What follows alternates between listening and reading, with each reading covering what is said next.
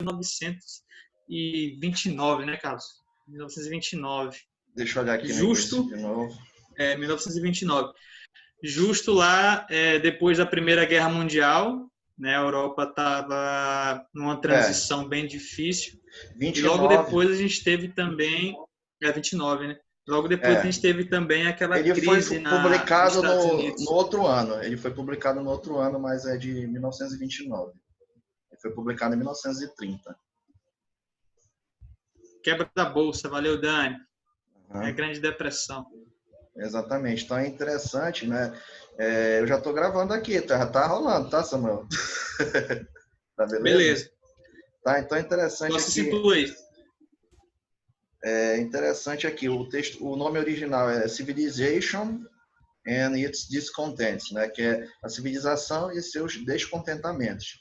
Se vocês forem ler, ele mudou o título várias vezes, né? Porque ele não sabia sobre o que ele ia falar realmente. Mas esse texto aqui, ele é indicado para quem? Ele é indicado para quem está iniciando a leitura da psicanálise. Eu me lembro quando eu estava na graduação que as minhas professoras elas disseram para mim, se você quer iniciar a ler Freud, você começa pela interpretação dos sonhos, que é um livro de 1900, já tem 100 anos, e ali que tem toda a gênese da psicanálise, fala do inconsciente e etc. E a gente tem uma tríade de textos, que é isso que eu estava conversando agora com o Samuel, que eles têm uma interligação entre si, que é o Totem Tabu, que é o mais antigo, que ele faz um estudo social antropológico da família, das formações de grupos. O Futuro de uma Ilusão, que foi um pouco antes desse Mal-Estar na Civilização, onde ele faz uma crítica à religião, e esse aqui que fecha, é o Mal-Estar na Civilização. Então a gente vai perceber durante a leitura, a discussão do texto, que esses três textos estão interligados, não é, Samuel? Sim. Voltando a falar aqui um pouco sobre a questão histórica desse texto, né? A gente falou da datação dele de 1929, publicação 1930, e ele traz as implicações de algumas ideias interessantes no texto. São ideias não só de cunho psicológico, mas também do social, do político também. Aí é interessante esse texto, você falou do título, né? Que ele mudou várias vezes, e essa palavra ela não vem à toa, essa palavra civilização. Uma palavra que até o século 17, 18 na Europa não era usada, está no auge das colonizações e tudo mais, mas ela veio ser aplicada no sentido desse participar em grupo, né? Essa civilização, desse ser em grupo, porque o ser humano é o único que pode conviver em grupo. Como em grupo? A gente vê cidades superpopulosas. Existem animais que andam-se em manadas, em bandos, mas o ser humano é o único que consegue colocar numa cidade milhões de pessoas, por exemplo. E o porquê disso? Aí Freud... Opa, foi mal aí. Vai lá. Tá fechando aqui o microfone. Então ele vai discorrer a respeito dessa palavra, sociedade, civilização. E também é interessante a gente se atentar para essa palavra mal-estar. Né? O mal-estar. O que Freud quis dizer com mal-estar? O que causa o mal-estar? Porque é bem sugestivo a palavra mal-estar está atrelada à civilização. Então, ao longo do texto, a gente vai discorrer sobre isso, eu e o professor. Então, trazendo mais ideias a respeito da historicidade da obra, a gente tem que ler essa obra e também entender o que estava acontecendo no mundo quando ela foi publicada. Contexto, Freud é até exatamente. visto como uma espécie de... o contexto histórico. Freud é até visto como uma espécie de profeta, né? Porque muita coisa que ele diz no texto, a gente lendo, a gente percebe, cara, isso aqui acontece hoje, isso aqui está presente hoje. Fazia tanto sentido para ele já naquela época, né? Sim. E a gente vai perceber também, lendo o texto, que, lógico, as ideias de um psicanalista Freud, ela não, a psicanálise ela não se detém só na clínica, mas ela está também nessa interpretação No da cotidiano. cultura, né, e do ser humano em cultura. Assim, ela não se prende só ao espaço clínico, mas ela também está nesse espaço, nessa análise cultural do ser humano enquanto inserido num grupo, um determinado grupo social, né? E isso, Exatamente. lógico, de uma perspectiva psicanalítica, né? Não, e a gente vê que Só para a ele única que... a beleza e a cultura são muito importantes e até uma maneira das pessoas sublimarem, né, esse mal-estar. A gente vai ver que ele não, o texto ele não é somente pessimista, né, ele traz soluções também, né, ele pensa também, né, porque Freud ele é um pensador, né, gente? Vai lá, Sam. Isso. Então, só para encerrar aqui, algumas pessoas falam, mas é a única forma de a análise da sociedade, é a única forma de entender o comportamento humano. Não, Freud, até o próprio Freud diz que não. Existem várias outras formas de a gente entender a sociedade, compreender a sociedade, né? O que é esse mal-estar, o que causa esse adoecimento na sociedade, na verdade. Então, mas essa é uma das ideias que é mais estudada por psicólogos, por antropólogos, por cientistas sociais, na verdade. Beleza. Só quem está chegando aí, gente, desligue o áudio, por favor, para não atrapalhar um pouquinho, né? E ficar melhor para a gente também discutir o livro. Tá? Então, falou então da importância histórica, né?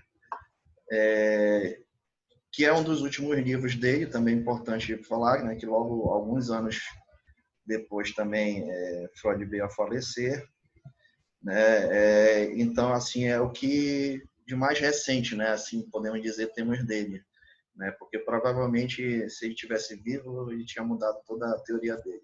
Uma vez uma professora minha da graduação falou.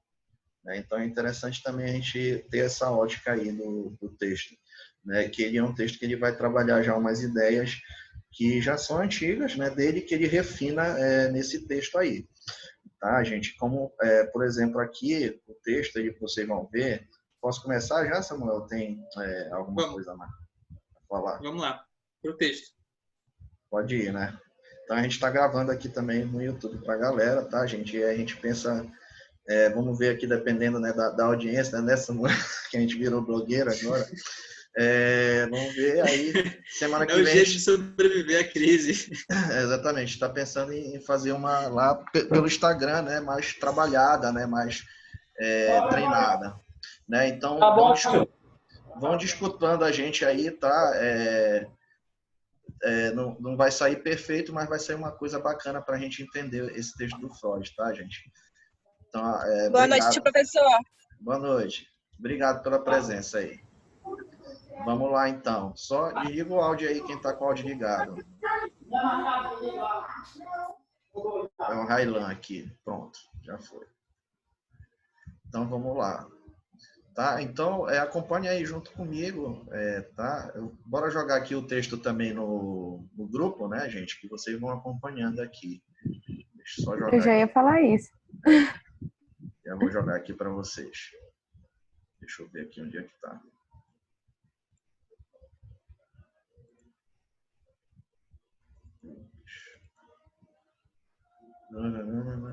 Só um minutinho.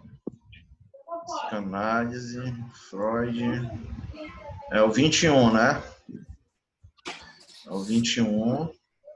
Pronto, joguei lá para vocês no grupo.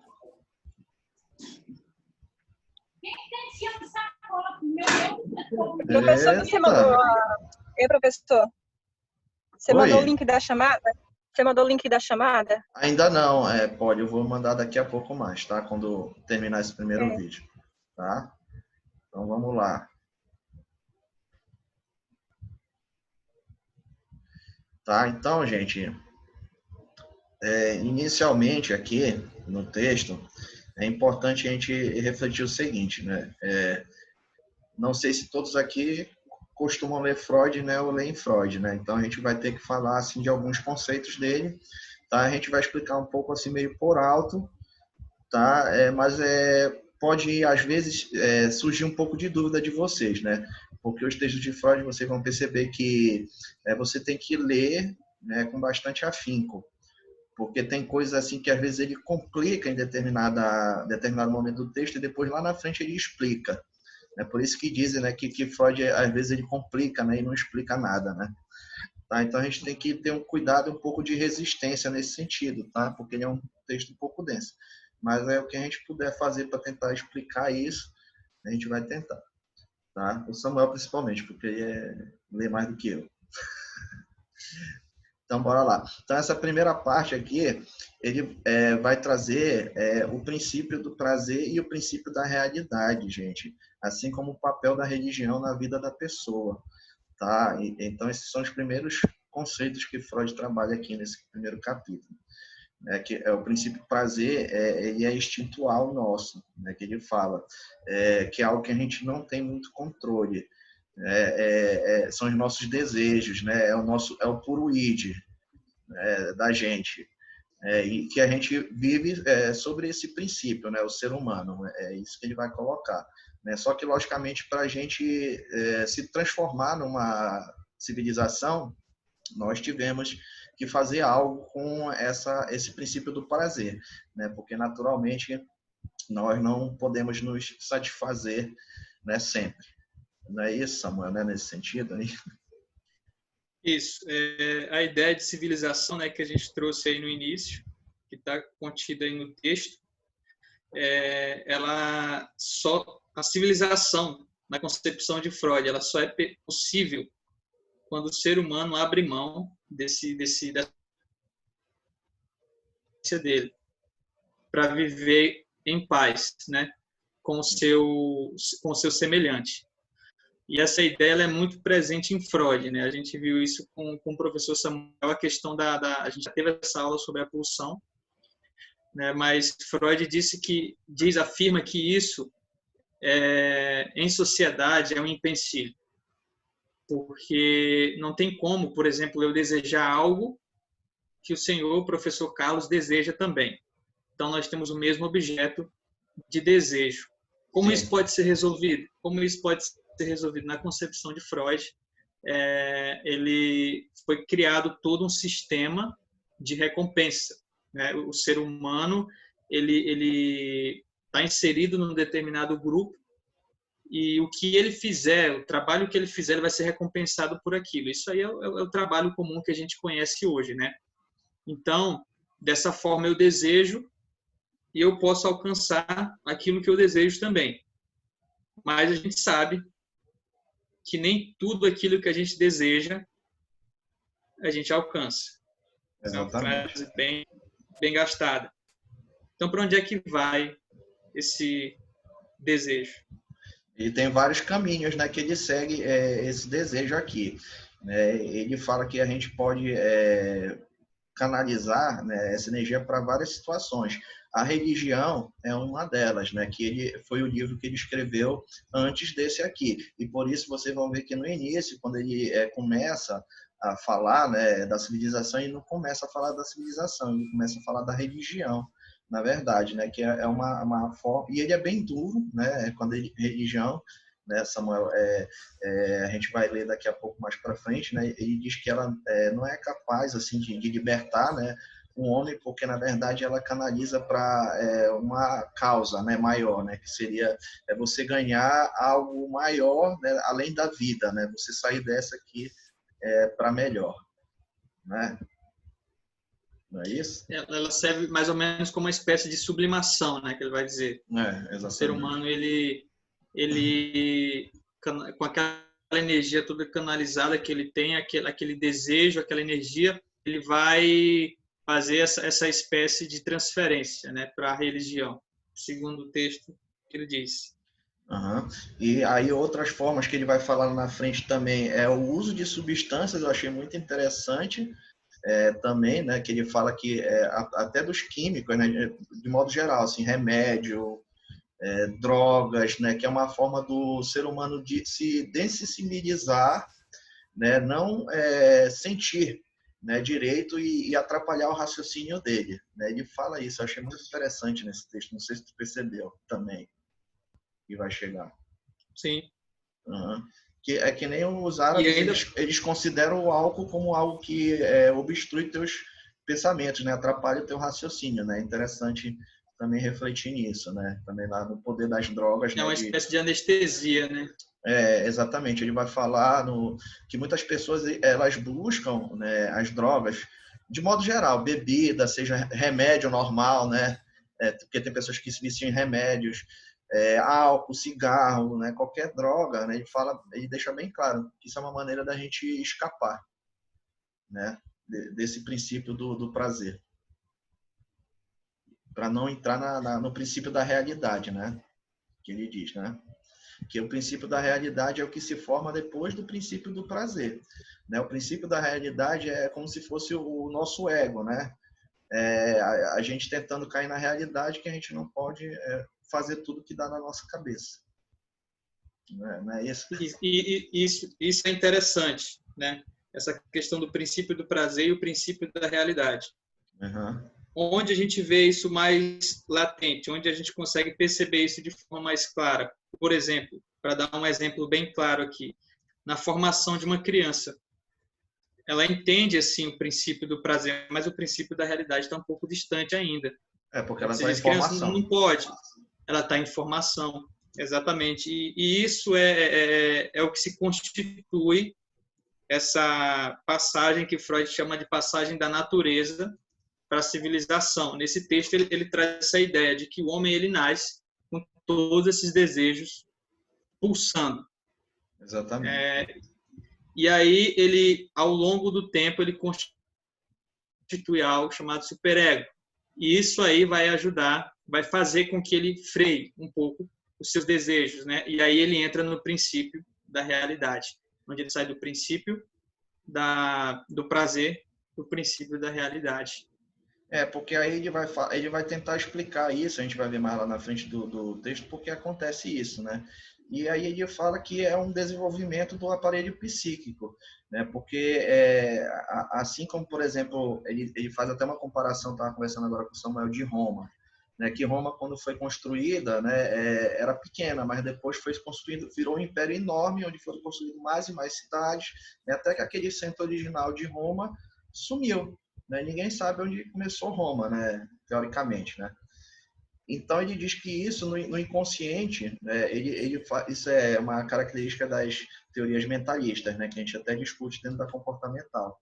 A vida mental para o Freud, né, Samuel, é diferente da vida real, do que está acontecendo, né? Porque no inconsciente você pode viver o seu passado, você pode viver o seu futuro, né? Ideias que você teve, né, podem voltar a te conflitar, né? Não é mais ou menos isso, Samuel? Porque o inconsciente, lembrando que a gente está usando como esse guia, esse texto, né, a gente está falando dentro do texto, o inconsciente para o Freud é essa construção. O inconsciente ele não é um lugar físico no cérebro, por exemplo. Não, você não consegue apalpar o conhecimento, o inconsciente, perdão. O inconsciente ele é uma construção, assim como você usou bem esse exemplo de Roma, né? Ele vai se construindo ao longo do tempo, tanto que o meu inconsciente ele é diferente do seu, é diferente de todas as pessoas, porque eu tive vivências totalmente diferentes. E é muito interessante a gente falar a respeito disso, né? Dessa questão do inconsciente, porque Freud ele faz uma análise do inconsciente coletivo. Eu tenho certeza que a maioria da galera já ouviu falar nesse termo do inconsciente coletivo. Para analisar as massas, Freud teve que fazer uma análise do inconsciente coletivo, justamente usando esse princípio da realidade e do prazer. Porque aquilo que o ser humano deseja e ele não alcança, ele reprime. Exatamente. Ele vai E essa colocar para repressão é baixo. perigosa, né? E é perigoso. E é isso aí que vai construindo, né, de passo por vez, o inconsciente. A gente vai reprimindo, Vai vai se criando tornando defesas, né?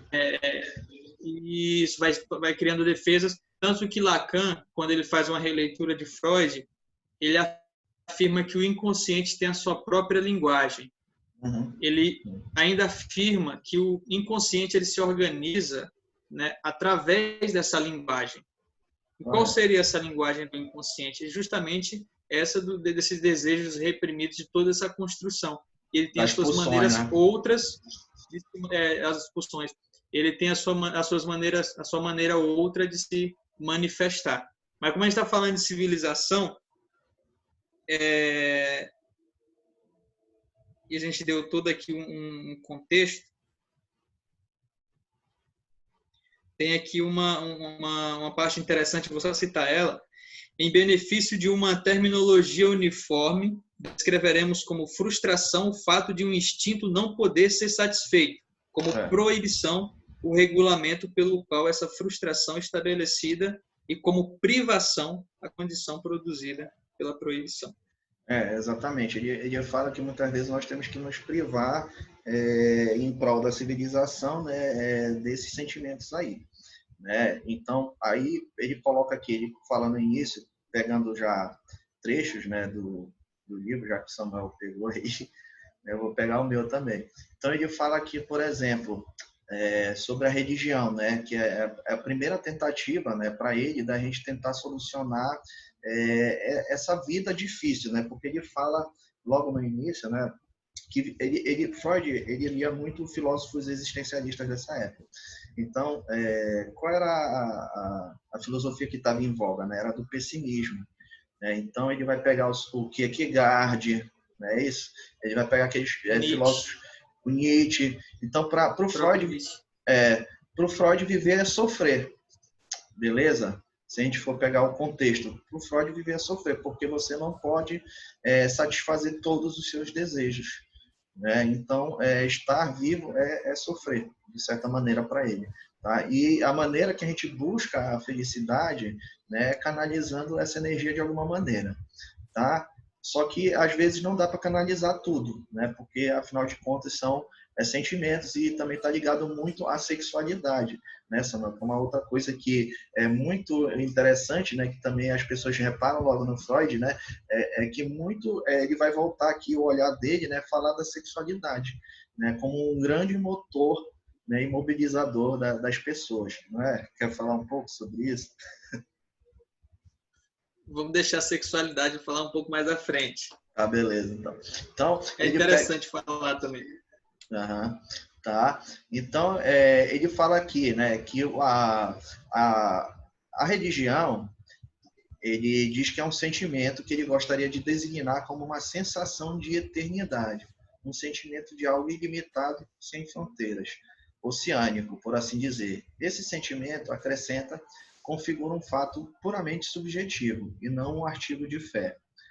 Tá? Não traz consigo qualquer garantia de imortalidade pessoal, mas constitui a fonte de energia religiosa de que se apoderam as diversas igrejas e sistemas religiosos. É por eles veiculados para canais específicos e, indubitavelmente, também por eles exaurido. Tá? Então, como vocês vão perceber, ele é bem duro com a igreja em si, né? A instituição. Mas, em relação ao sentimento oceânico, ele tenta entender, lógico, sobre a ótica da psicanálise. Né? Então, ele fala aqui, não consigo descobrir em mim esse sentimento oceânico. Não é fácil lidar cientificamente com sentimentos. Pode-se tentar descrever os seus sinais fisiológicos, onde isso não é possível. E temo que também o sentimento oceânico desafia esse tipo de caracterização. Nada resta senão cair no conteúdo ideacional que de forma mais imediata está associado ao sentimento. Então ele vai tentar dar uma ótica aí, como eu falei para vocês, através da psicanálise sobre a religião, tá, gente? Então é importante a gente ressaltar isso aí para não inflamar, né, ninguém, tá? Então, vamos lá. É interessante, só pegando um pouco, você falou sobre religião, ele faz um comentário parecido com o de Nietzsche, já que ele tinha Nietzsche também como referência. Nietzsche, ele nos seus escritos, ele diz que mais ou menos, eu vi um comentador falando a respeito disso, eu nem li, nunca li Nietzsche. mas que os covardes, vamos dizer assim, eu estou fazendo uma adaptação, criaram a eternidade, ou uma vida eterna, para compensar a vida de sofrimento que a gente tem aqui. Certo. Parece muito isso que Freud disse aqui. Ele vai falar, né, justamente que para ele, que ele é um cientista, né, ele se considera como um cientista, para ele é difícil entender o que é esse sentimento oceânico, né, que as pessoas têm aqui, né, ele não está, ele está criticando, mas ele está tentando entender aqui, né, o que move essas pessoas, né, que são religiosas. Tá? Então é importante também dizer isso. Para ele é difícil entender porque, como ele é cientista, ele dá mais valor na questão fisiológica. Então ele vai tentar entender por essa questão biológica aí, né? O que é isso aí, o que acontece com a gente. Certo? Então, continuando aqui, ele vai falar o seguinte, né? Para mim, né, isto parece algo da natureza de uma percepção intelectual, que na verdade pode vir acompanhada de um tom de sentimento, embora apenas de forma como este se acharia presente em qualquer ato de pensamento de igual alcance. Então, para ele, esse sentimento oceânico, ele é uma percepção intelectual, é uma percepção sentimental, porque, afinal de contas, ele vai falar, isso faz parte do nosso desenvolvimento, né? A gente já tem esses sentimentos, né, quanto criança, né? E só que isso vai se desenvolver na gente de uma maneira diferente, até chegar nesse pensamento intelectual, racional, né, de materializar, né, Deus, ok? Vamos, por assim dizer, né? Algum comentário aí, Samuel? É interessante, já falando sobre religião, eu não sei se você vai fazer isso agora, só quero deixar para mais tarde, para a gente falar a respeito da obra Totem e Tabu. Uhum. Que ele traz essa ideia da religião, né, de forma bem aflorada, assim, vamos dizer. Porque... Pode falar. falar. Não, fica à vontade. E também a questão que ele traz lá, junto com a ideia da religião, é essa questão da análise também, né, do início da civilização. Essas três obras trazem isso, né, muito forte. Então, de uma análise do ser humano por completo.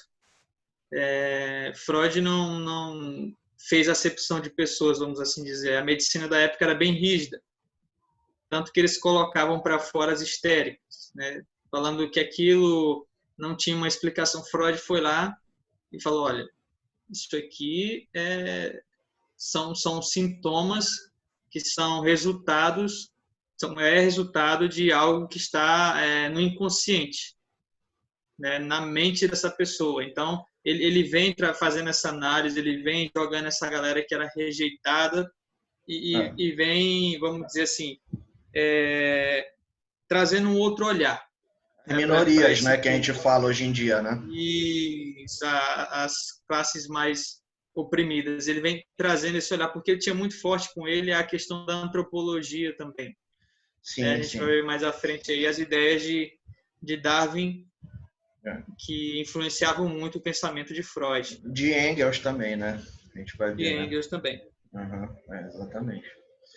Então, essa parte aí é bom lembrar, assim, né? Como ele era estudioso, então ele ia buscar várias fontes. Então, a gente vai ver que ele buscou, ele estudou, né? Eu acho que é interessante esse texto aqui. Tem uma hora que ele fala até do yoga, sabe? Eu fiquei impressionado, né? Porque eu gosto de yoga, de budismo e etc. E ele fala, né? E naturalmente, como se já tivesse lido há um tempão, né? Então tem esse outro livro também que o Samuel falou, que é o Totem e Tabu, que já é um estudo antropológico, né? Que ele explica por que a família surgiu, né? Que a família foi necessária porque o ser humano ele não tinha uma organização social como tem hoje. Ele se organizava como horda, né? O que é uma horda, né? É uma maneira de organização que, por exemplo, os povos bárbaros, né? Que os colonizadores diziam que tinham, né? Então, por exemplo, os índios, os negros, né, para o colonizador antigo, né, eles são bárbaros, né, eles são um passo atrás da civilização, né, que é isso que o Samuel está falando no início, né, que é o início da construção do que é o conceito de civilização hoje, né, que ele está falando.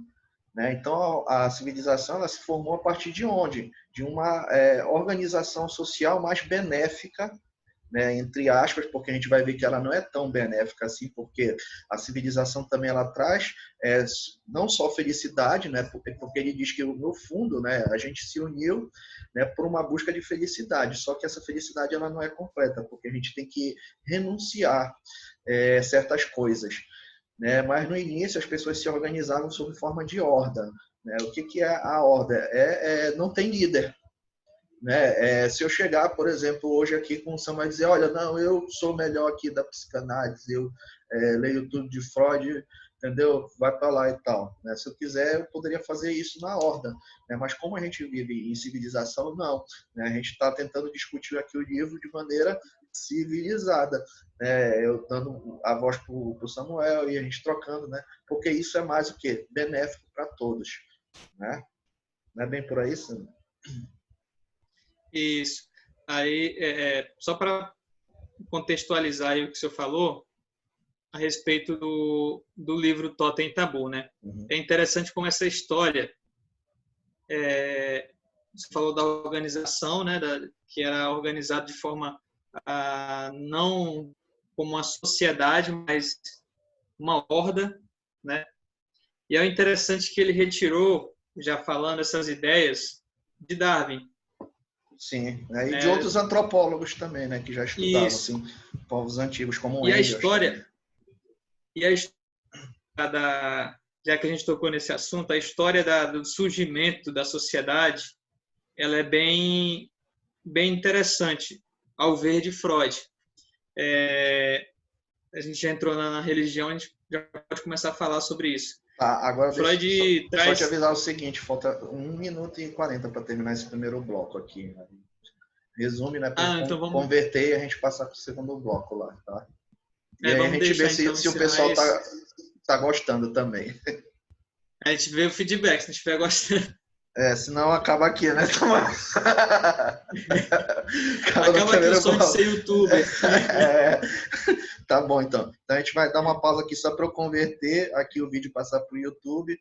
E aí a gente já reinicia o segundo bloco aqui, tá? E falem lá, por favor, gente, se estão gostando ou não esse direcionamento aí. Valeu.